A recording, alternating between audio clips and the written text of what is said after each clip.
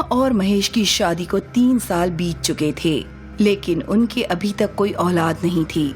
आखिरकार एक दिन उन्होंने चाइल्ड अडॉप्शन एजेंसी जाकर एक बच्ची अडॉप्ट कर ली। इस प्यारी सी बच्ची का नाम लिली था।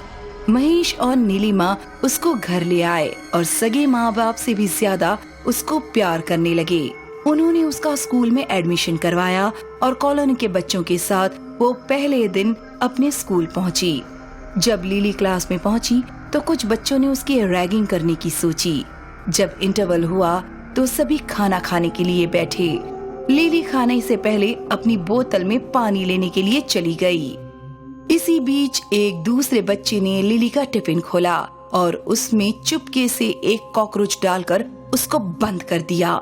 लिली पानी लेकर वापस आई और टिफिन खोलकर आराम से खाना खाने लगी। अरे यार, मैंने तो उसके टिफिन में कॉकरोच डाला था, फिर ये कैसे खा रही है? अरे इडियट, मुझे यहीं से दिख रहा है उसके खाने में कोई कॉकरोच नहीं है, तो वो क्यों डरेगी? तभी लिली ने उसकी तरफ देखा और वो चुप हो गए। फिर जैसे ही दोनों ने अपना टिफिन खोला तो उसमें खाने की जगह बहुत सारे कॉकरोच भरे हुए थे। दोनों चिल्लाते हुए खड़े हुए और अपना खाना जमीन पर फेंक दिया। लिली को हंसते हुए सुन दोनों ने उसकी तरफ देखा तो लिली की आंखें लाल लाल चमक रही थीं, जिनको देखकर वो दोनों डर गए और आगे उनकी हिम्मत नहीं हुई कि लिली के साथ कुछ भी कर सके। महेश की एक बुआ जी थीं, जो कि महेश से बहुत जलती थीं। उनकी औलाद नहीं थी, तब वो उनको ताना मारने का कोई भी बहाना नहीं छोड़ती थीं। जब उनको खबर मिली कि महेश ने एक लड़की अडॉप्ट कर ली है तो उसको भगाने के इरादे से उनके घर आई। तो ये है वो लड़की जिसको तुमने गोद लिया है, काम वगैरह अच्छे से कर रही है ना? बुआ जी प्लीज ऐसे मत कहिए, ये हमारी बच्ची है, हम नहीं समझते कि हमने इसे गोद लिया है। लिली बेटा नमस्ते करो। नमस्ते आंटी जी। नमस्ते। यहाँ रहो तो अच्छे से काम काज करना, ठीक है? कहकर उसने मन में सोचा, इसे इतना परेशान करूंगी कि ये अपने आप यहाँ से भाग जाएगी। रात को जब बुआ अपने कमरे में सो रही थी तो नीलिमा उनको दूध देकर अपने कमरे में चली गई।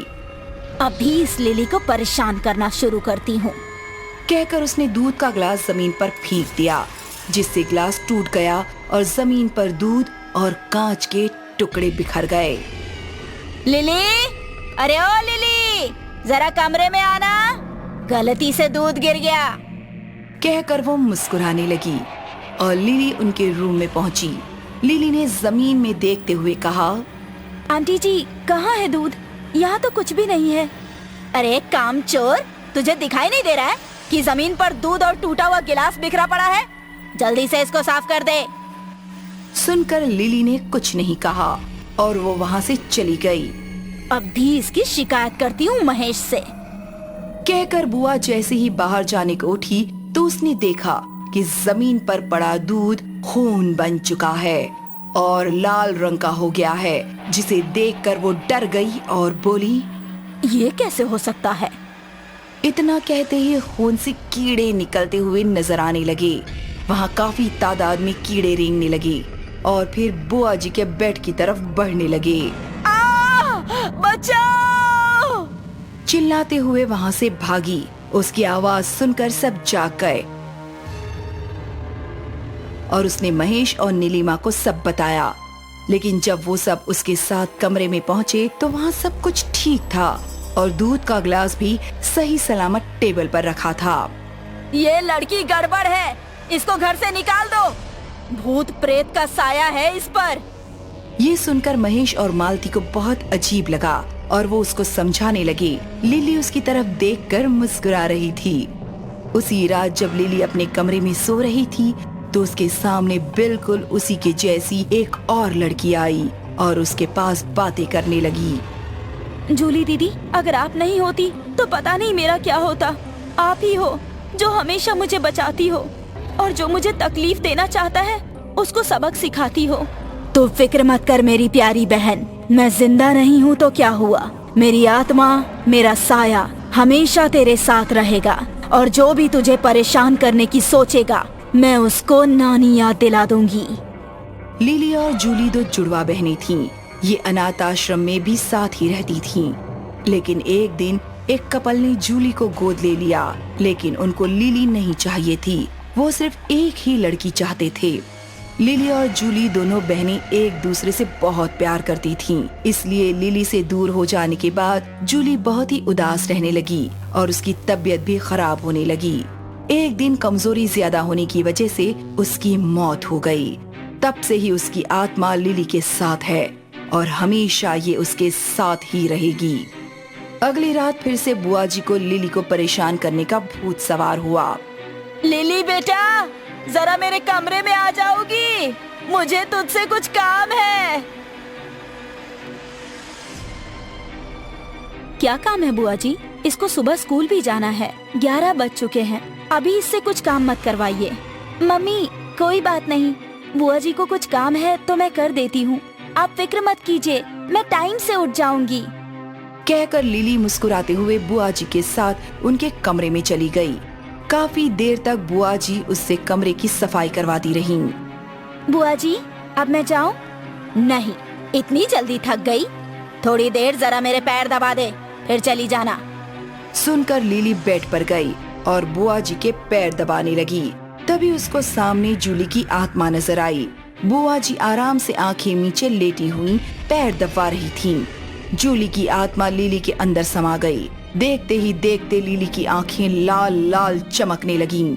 उसका चेहरा भयानक हो गया और उसके नाखून भी लंबे लंबे तेज धार के हो गए। बुआ अभी भी आंखें बंद किए मजा ले रही थीं। उसको महसूस हुआ कि हवा बहुत तेज चलने लगी है, तो उसने आंखें खोलीं और सामने का नजारा देखकर उसकी सांस गले में अटक कर रह गई।